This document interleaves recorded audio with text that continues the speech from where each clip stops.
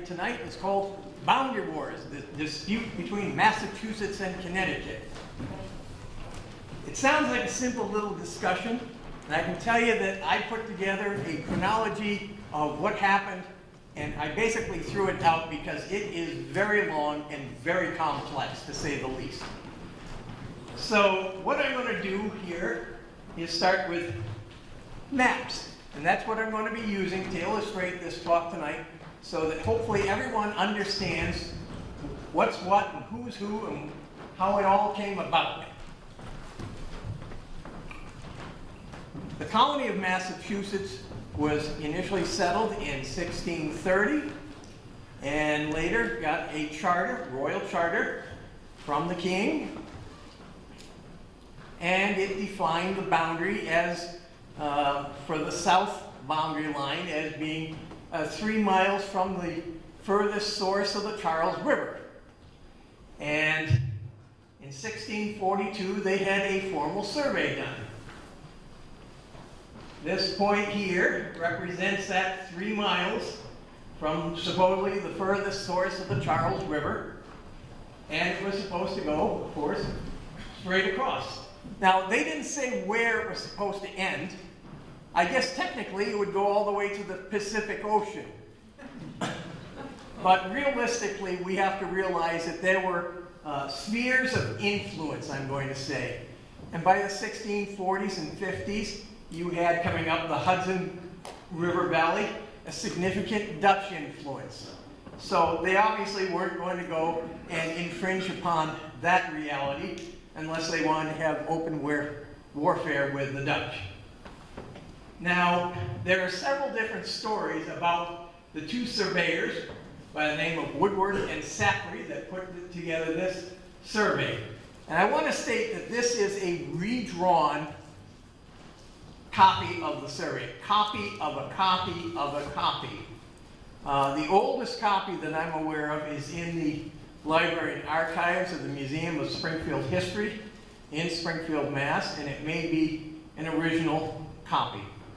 The Massachusetts State Archives has an 1821 copy in their archives. They do not have a 17th century copy as far as I know. However, when they drew this, they drew it with north at the bottom and south at the top. Okay, just to confuse you. So when it was recompiled by Andrew Wright and printed in 1911, and then reproduced in 1979 by Lincoln Dexter, he redrew it so that north was at the top and it'd be a little bit easier to understand. So that's why this copy is here. There's one problem with Woodward and Zachary's survey. If you look right here, the Massachusetts line is approximately 7 miles too far south. Now, one story goes that they were drunk. They were simply had one too many hot toddies, and they simply got off, and by the time they hit the Connecticut River, they were 7 miles off. Another story goes that from Boston, they got on it, they located the spot here, and they got a site on the latitude. They then went back to Boston, went on a ship, went down to New Haven, sailed up the Connecticut River, and then when they got to the point where the latitude was the same, they said, this is the spot, and marked it. But in either case, this survey really started the battle royale between Connecticut and Massachusetts. Connecticut did not like this one iota, not one bit. Even though, believe it or not, at the time, in the 1630s, 1636, when Springfield was formally settled by William Pynchon and others, Pynchon said, we're part of Connecticut. He wasn't sure where the boundary line was. And so for a number of years, he was paying taxes and tribute to Connecticut. However, when there was a disagreement between he and some of the colonial officials in Connecticut, suddenly he said, no, we're part of Massachusetts. So take your choice. But he was very smart in locating in Springfield because he ultimately got a monopoly on the beaver trade. And by being in Springfield, rather than Windsor or Hartford or Wethersfield or any points further south, he was basically cutting off the supply of beaver pelts that were being floated down the Connecticut River from the north. So he made out very well in that endeavor.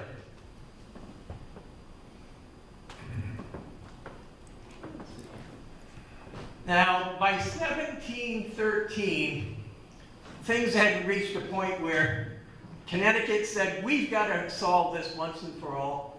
And so they had a joint boundary commission between Connecticut and Massachusetts, and they ran the line. And the line went right there, right where it belongs, actually. This other line, this dotted line, is where the Woodward and Stafford line was. Now, there was a little issue with this, however.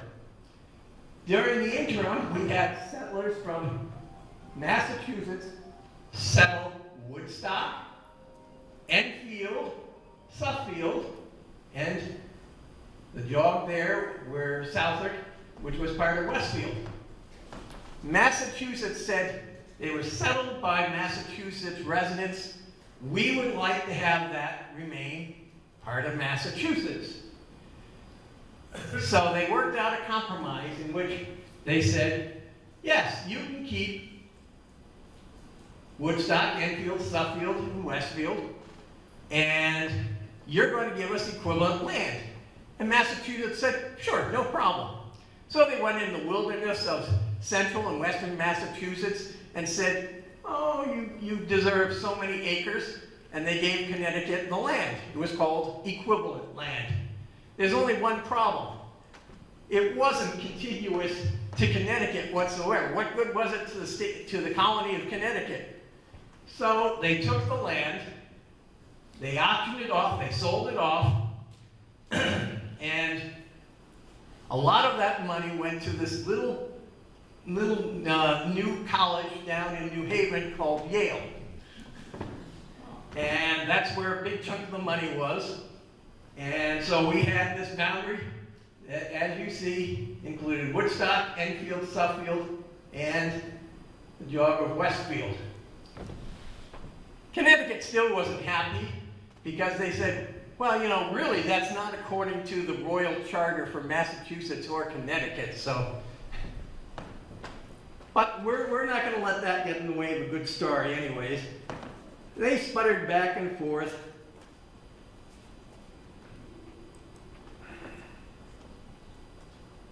You went too far. I went too far. Well, you'll bring it back. I like this map.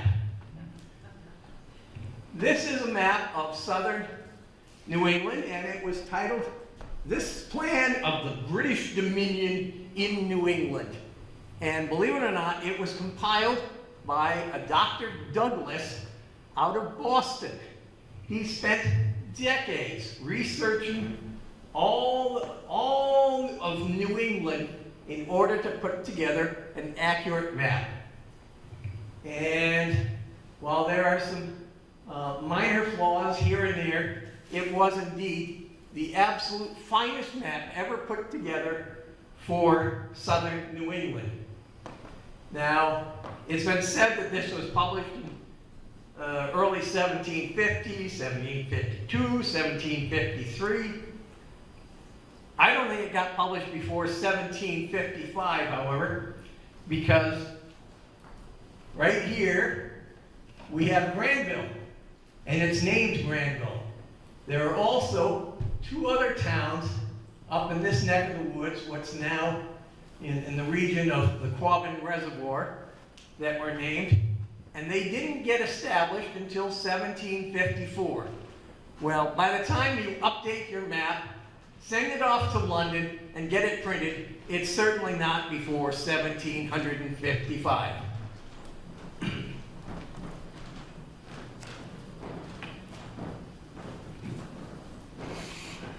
course, as soon as you publish something, or you have it in the hands of a printer, guess what? Copyright doesn't necessarily mean everything.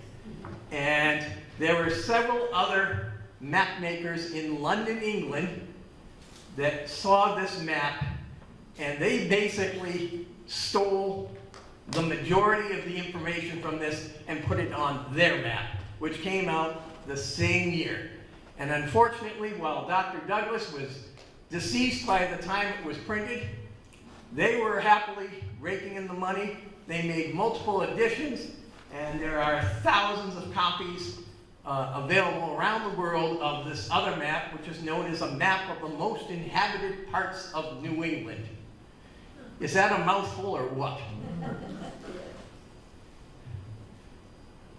Now, even in 1755, this map is out of date. And here's the reason why. In 1749, the town of Woodstock seceded to Connecticut, as well as Enfield, and as well as Southfield. They said, we're south of the line. Connecticut, you want to take us in? They said, sure. And they did. And they stopped sending their representatives to the Massachusetts General Court. And they stopped paying all taxes to the colony of Massachusetts and started being represented in Connecticut and paying taxes to Connecticut. And that was basically the end of that argument. After all, whoever has the money has the power.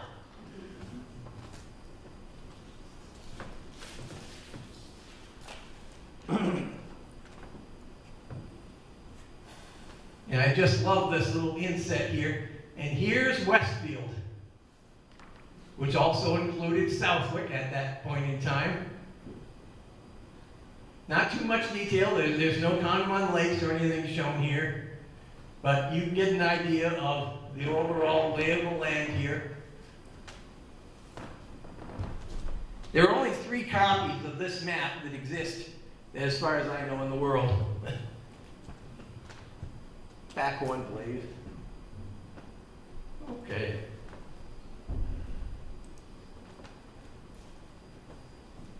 What happened? I'm missing one. Okay. Did they go out of order? Possibly. Maybe not. Which one do you want? Let's go back. Now, this is a nice map. This one here is based upon the 1755 survey, the map of the most inhabited parts of New England. And it was published in the Universal magazine. And the interesting thing about this is that it is the first published map of Connecticut that is available. There's been one previous map that had been made, probably in the 1730s, by a gentleman by the name of Kellogg, we're not sure. And the reason we're not sure is because no copies of his map survive. There are 0 copies. So this is the first available published map in which Connecticut is the predominant center. And this is the copy that is in the Southwick Historical Society.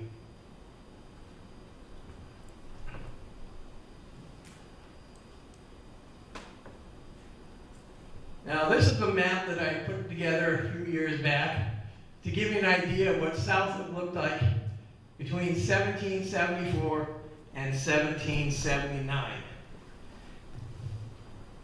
In 1770, November 7th, Southwick was formed as a separate political entity. It was called a district.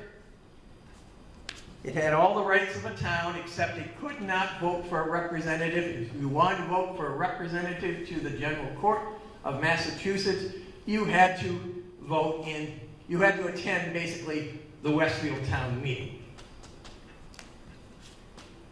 Now, as soon as Southwick got started, in fact, even before, it already knew that it was going to have to build a meeting house. That would have been a congregational meeting house. There's a little problem, though, beginning in about 1749, we had a number of people from Connecticut moving into the jog section of what was then Westfield.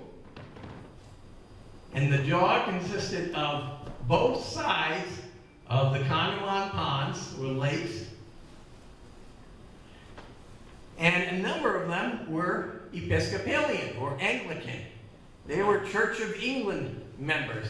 Now, do you think they wanted to help support and pay for a congregational minister and for a congregational church to be built? I don't think so. And in fact, a number of them had already paid and worked to build a small outpost of a mission church in what is now Granby, Connecticut. It's identified as Simsbury because Granby hadn't been incorporated yet. And the little Granby Meeting House, Episcopal Mission, was located somewhere about here. Not too far. Well, in 1773, they put together a petition, and they wanted to be part of Connecticut. And if I can find my notes, which of course I've kept in order, perfect order, didn't drop any.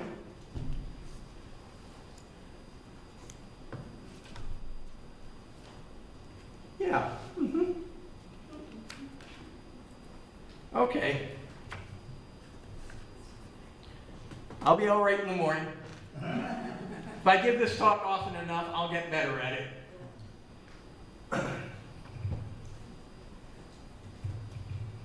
At the time, in 1773, there were 33 families settled about within the past 24 years in the jog, and they have presented, and they have presumed, and they means the District of Southwick has presumed to tax, to assess the memorialists, in other words, the petitioners, for support of government for the building of meeting houses and other public charges.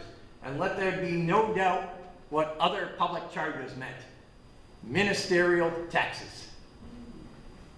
They did not like that one bit.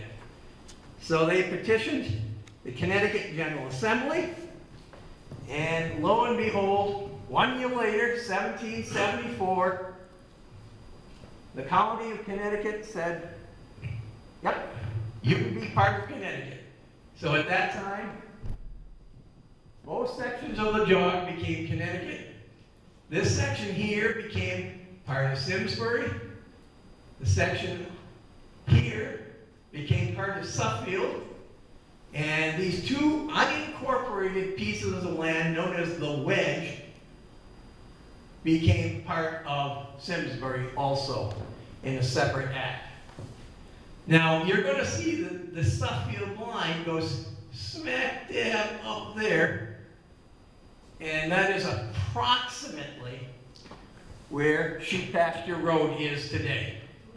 So if you went on the east side of Sheep Pasture Road, you would have been in Suffield, and if you went on the left or the west side of Sheep Pasture Road, you would have been in Simsbury, Connecticut, which is this thing is dying. Let's try this one, which is a hard concept to believe because we think of Simsbury as being so many miles away, but when you consider that the jog was part of Simsbury, Granby was part of Simsbury, Simsbury was Simsbury, it all makes sense.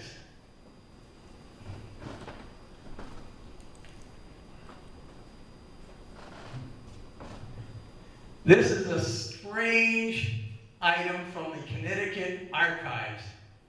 And what it shows, this may be in the handwriting of Joseph Moore, Lieutenant Joseph Moore, who was the first owner of the Moore House. I can't absolutely validate that, but in this thumbnail sketch, this here is the part that became part of Suffield. This was the old Suffield mounds. Here's Middle Pond of the Congamon Lakes. Here's the South Pond of the Congamon Lakes. Again, there's that line correlating roughly with, they say, Sheep Pasture Road. And then you have this road to Granville, which we now know as Congamon Road. These lines here indicate the orientation of the lots that had previously been divided up by the Westfield proprietors, and I gave a talk on that earlier this season. And so some of these lots were, 50 feet wide and, a mile long. Not exactly very practical for settlement purposes, but if you were able to buy up a couple of them in a row, then you had a decent farmstead.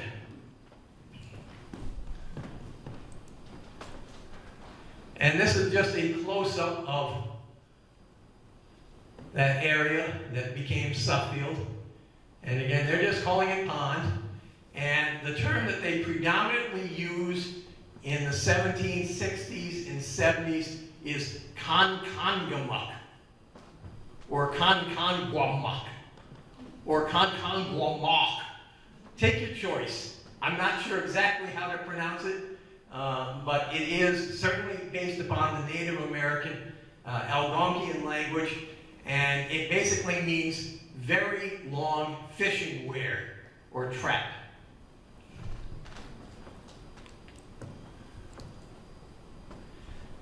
Now, this map here dates from 1776. This is one of the editions, and this was printed in London, that shows the map of the most inhabited parts of New England, except they've relabeled this Bowles map the seat of war in New England, because in 1776, here we have the American Revolution going on, and people in Europe were hungry for news about the war. How was it going? Where was it being fought? And so everything got labeled in that respect typically, or maps got republished in 76, 77, simply to meet the public appetite that existed at that point in time. I need to be very clear that there was virtually no map making, at least printing, here in the American colonies at the time. Just, it didn't exist. We didn't have a lot of the equipment. We didn't have a sufficient demand for maps at the time that would have engaged sufficient number of individuals to do the engraving on the copper plates. So printing was done in London, Paris, or typically Augsburg, which is now in Germany. So those are the three centers in Europe where the map making was done. And just the same, there are quite a few copies that made it across the pond to the colonies here.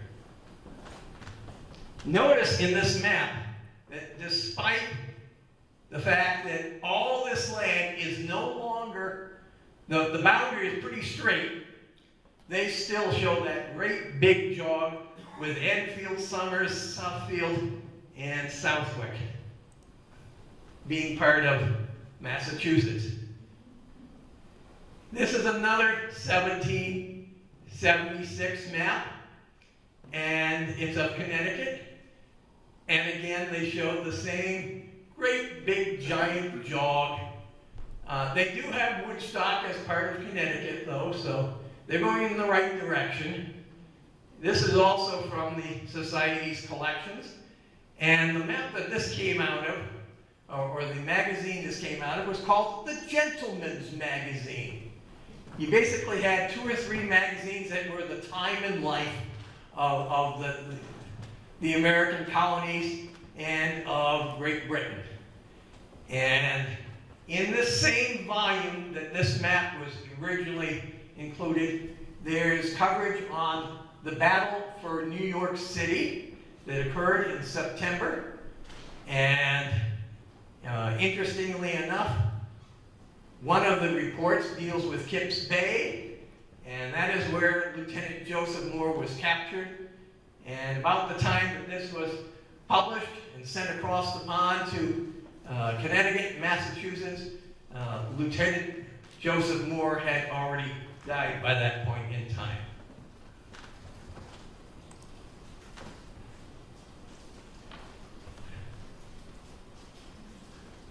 This particular map is one of my favorites, I'm going to say, for that period, and it dates from the 1780s, and it shows very clearly Middle Pond, and of course it's Congomuck. Shows very clearly the South Pond. This here is Mountain Road. This here is Congamon Road. This here is College Highway. And even though they've labeled this Manitouk Mountain belongs right about here. But let's not let reality get in the way of a good story. Anyways, it is interesting to note that there is a line, there's a hill that is still there today that correlates basically with this side of Great Brook and right on down to the corner. So it's not totally inaccurate.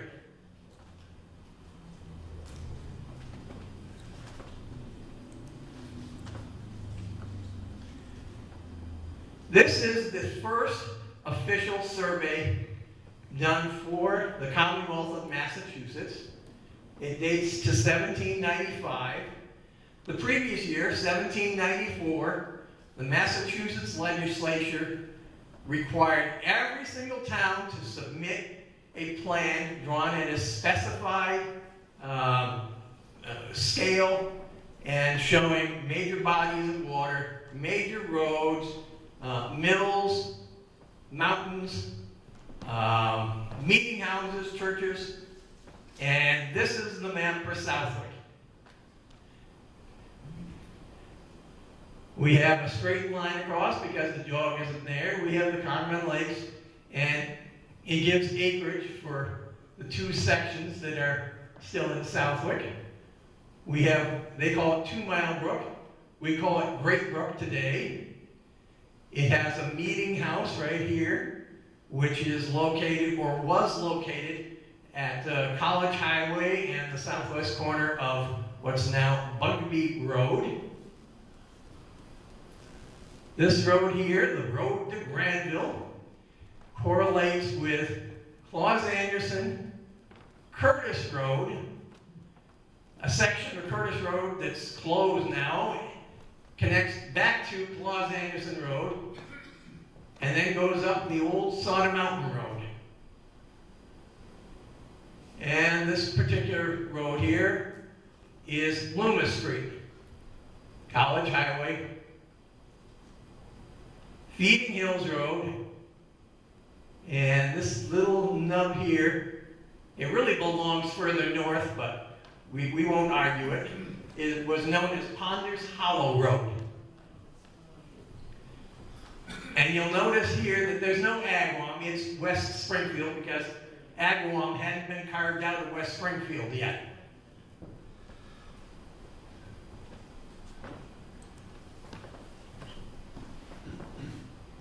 This is a 1795 map of Massachusetts also. And of course, perfectly straight line, probably straighter than it ever was or ever will be. It was easy to draw that way. And the interesting thing about this map is that it was done the same year as the survey for Southwick and a lot of the other towns in the Commonwealth. It was also the first American atlas published in the United States. That's also in the Society's collections. And here we have Southwick, absolutely no detail at all. And if you look, there's no mountains indicated here. And Great Brook drains directly into the Connecticut River. Don't let the facts get in the way of a fun time.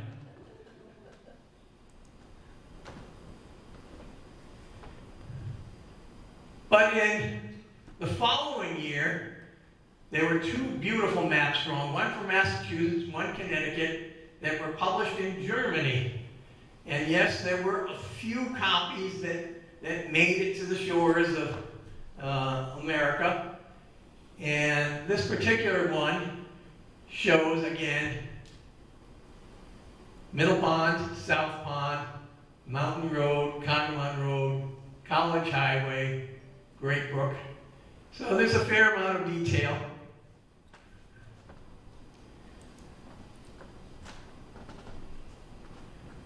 Now, Carlton Osgood was an interesting character who was responsible for having this map put together in 1798. He's the one that got the state legislature to approve every town to be required to submit a plan of its boundaries and its, important features. And he took those maps and then came up with this state map. There's only one problem. Well, I think it's a beautiful map of Southwick showing Drake Mountain, Sauter Mountain, Munn Brook, College Highway, Feeding Hills Road, 2 Mile. And these 2 mills, one is a grist mill by the symbol, and one is a sawmill. There are no powder mills here. And that's important to know because there weren't any actual powder mills in Southwick until about 1800 or so. There is a problem with this map in that when you put the entire state together, it looks very, very cluttered. And it's hard to make out a lot of the detail, unless you've got a magnifying glass. The engraving, as you can see, is a little bit weak in places, and the legislature did not approve this map. Unfortunately, Carlton Osgood had already gotten the subscriptions for the map and had already printed some off, and accidentally a few got distributed. And there are about 20 copies of this map that are known to survive.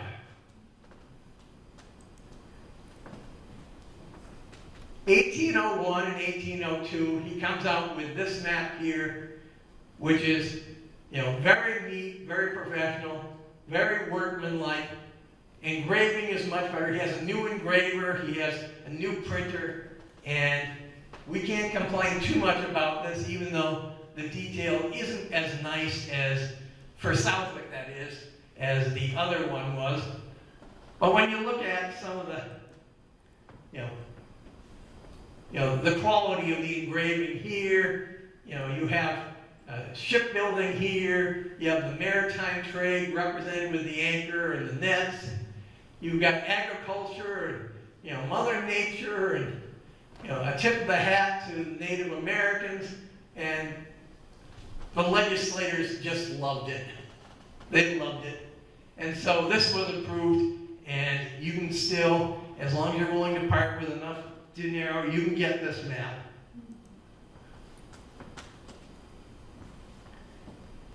So Massachusetts had an official map by 1801 that was approved, published, available. Connecticut said, we've got to do something similar. And so they did, and this map was put together about 1811, 12, and 13. During the interim, however, Massachusetts and Connecticut got together. There'd been bickering back and forth about the boundary, and they put together a joint boundary commission, which by 1803 had decided, okay, we're going to compromise. Connecticut will give back part of the jog that's on the west side of the Congamon Lakes, and Connecticut will keep what's on the east side of the Congamon Lakes. And so we have the Southwick jog.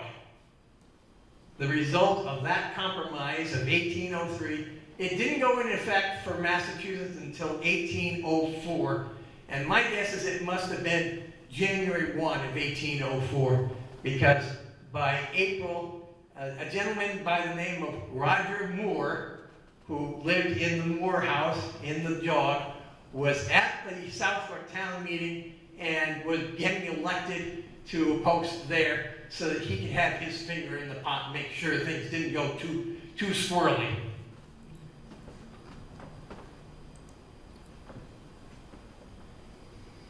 And finally, I'm going to show you this map from the 1840s, 1844.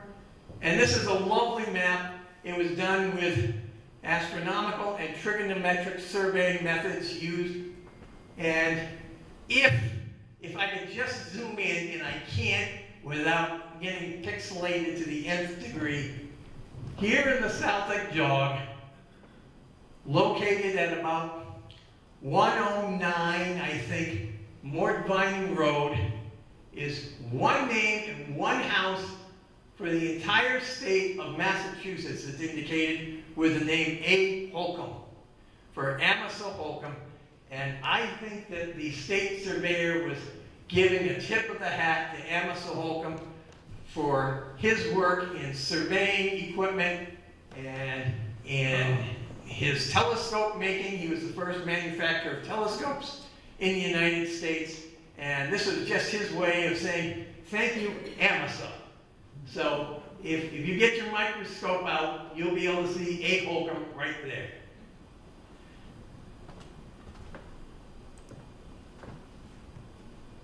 And with that, Yeah, that's it. I'm going to say amen. But I'll give you a little post-log.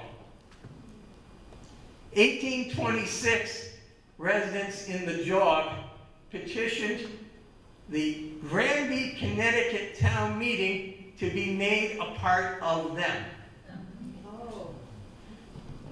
I don't think it ever made it out of committee because it was never considered. They said, we're not opening this can of worms again. And that was the end of that. Thank you.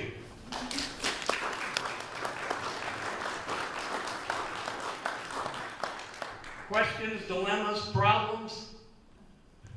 Favorite recipes? Yes. So what is the name of the town that that little chunk is in? It is part of Southwick to this day. Still part of South? Still part of Southwick. And it's just his farm that? No. Amasa Holcomb only owned a very small chunk of that. There's a few thousand acres actually that are included in the jog, so it's bigger than you might think otherwise. There have been some interesting stories related to this jog. One is that Connecticut built a little one-room schoolhouse on Cooley Street, passing within, not 100 feet of the southwestern corner of that jog. And they actually located the privy over the line in Massachusetts. And the story I was told was, teacher, teacher, may I go to Massachusetts? Now, I asked my grandfather about this, who attended that school at one point in time. He would neither deny nor confirm. And of course, one other anecdote, which is much more recent, but still a few decades ago, was a gentleman whose address was in Granby, Connecticut, but whose house was actually over the line in Southwick, had a trailer that caught fire. And he dialed 911 and got the Granby Lost Acres Fire Department there, and they unrolled the hose and everything. And then someone looked at it again and said, that's in Massachusetts, isn't it? Yes. They rolled the hose up and drove off. The trailer was burnt to a crisp. So much for mutual aid in that situation. Yes, Pat? Clayton Siegel can confirm that going to Massachusetts, because he was in that school also. Okay, thank you very much, Pat. Other comments? I want to thank you very much, and please, before you leave, take a look at our fine wares that we have to offer you, and if you want something to drink and maybe a little nibble to eat on the way out, that would be fine. Thank you.